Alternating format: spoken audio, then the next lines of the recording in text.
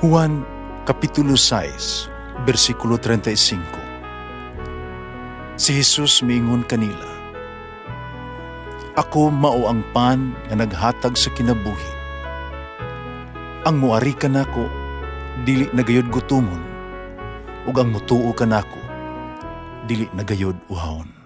Ang mga puno Pan sa kinabuhi.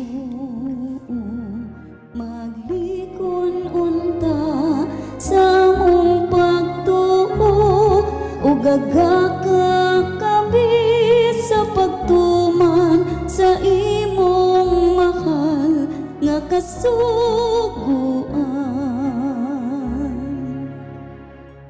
Ang Ginoo na kaninyo. Santos nga Ebanghelyo sumala ni San Mateo. Busa nag-ingon ako kaninyo, nga dili kamo makasulos ng harian sa langit, kung ang inyong pagtuman sa kababuton sa Dios, sama lamang sa gihimo sa mga matutudlo sa balaod o sa mga Fariseo. Sayod kamo, kay mga tao ni giingon kaniadto ayaw pagpatay, makapatay taralon sa hukmanan. Pasultihan ko kamo, ang masuko siyang isikatao, dadon ngadto sa maghuhukom, o maghingalan o kwanggol siyang isikatao, taralon ngadto sa labang hukmanan. Ug bisag kinsa nga moingon nga buang siyang isikatao, malagmit nga mahiagom sa kalayo sa impyerno. Busa, inigdala ninyo sa inyong halad sa Dios ngadto sa halaran. Dito mahinduman ninyo nga nasilo kamo, kanimo ang imong isikatao, biyay ang imong halad, biyai, atubangan sa halaran. Matuwa dayon ang imong isikatao, pagiguli una kaniya. Niya balik sa halaran, uy halad ang imong halad sa Dios. Kung may mukiha kanimo, dadon kaniya sa hukmanan, pagighusay kaniya. Sa itong may panahon pa, wala pa kamo moabot dito. Kaya kung kamo moabot nasa hukmanan, itugyan kaniya sa huwis, ang huwis mo tugyan kanimo sa pulis, ibalhog ka sa bilangguan, ug timan bilangguon ka dito hangtod kabayaran mo sa hingpit ang imong multa.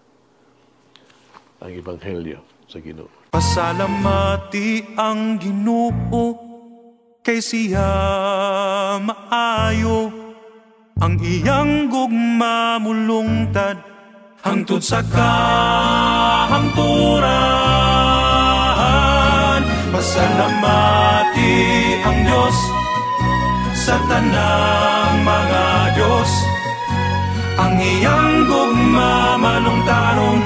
Pasalamati ang Ginoo sa mga Ginoo, ang iyang gugma malungtaron.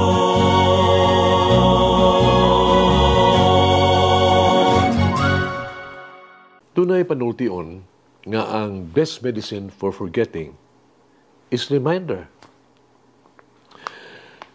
Sa Ebanghelyo karong adlaw, ang Ginoo nagpahinumdom kanato unsaon pagkinabuhi sa hustong paagi kung gusto nato ay makasulod sa gingharian sa langit. Ang pangutana, mituo ba gihapon karon ang mga tao sa langit o kinabuhing dayon? Kung ang mga pagtulunan ni Jesus gisunod karon ni adtong mituo ug nagsunod kaniya, nan mas menos ang mga tao na magkahimog krimen ug mapreso. Ang mga hukom wala ni daghang trabaho ug buluhaton ug ang presohan nato mahimo nang walay sulod. So sa kabag-o nga survey, ang pinakaluwas kuno nga walay krimen nga nasod sa kalibutan mo ang Norway. Naguna kini sa listahan. Masabot ba kini nga mga tao nining nasura tinuod nga sumusunod ni Kristo? Sa Pilipinas, kanunay kitang mapasigarbo sa panag-ingon nga kita lamang ang the only Christian nation in Southeast Asia. Apan, kada adlaw makadungog kita mga balita mahitungod sa tanang matang sa krimen, pagpatay, pagpanglugos, istapa, libelo, pagpangawat, pagpanulis, human trafficking, uban pa. O maghibulong ka na ito kung tinuod ba kita nga sumusunod ni Kristo. Panagibuhat sa matag tao, naghisgot, sa iyang mga pagtuo ug prinsipyo. Kung kita tinuol nga sumusunod ni Kristo, dili lang nga Kristohanon na pinaagi sa bunyag lamang, kundi Kristiyanos kita at ipakita sa buhat o pagsunod sa gibuhat ni Kristo. Mahimo kitang tawag to agent of change, pagbago.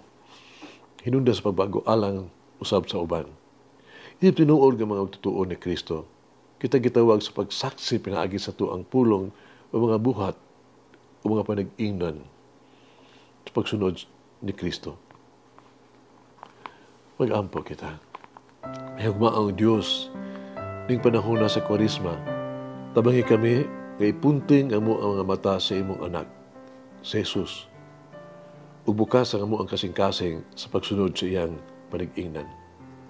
Tabangi kami nga mutubo nga mas lig-on pinaagi sa pagkat-on sa pag-ingon, dili sa among mga sala ug sa among mga kapakyasan.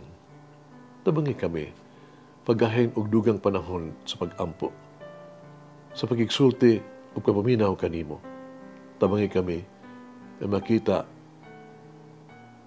ang mga panginahanglan sa uban o ipaambit kung unsa ang anaa kanamo sa makabus, gigutom o walay puloy-anan. Ipahayo na mo kini pinaagi ni Kristo among Ginoo. Amen. Mama Mary, open my eyes to the unresolved conflicts that harm my relationship with others. Mulangin ang Diyos magagahom sa tanan, Amahan, Anak, Espiritu Santo. Amen.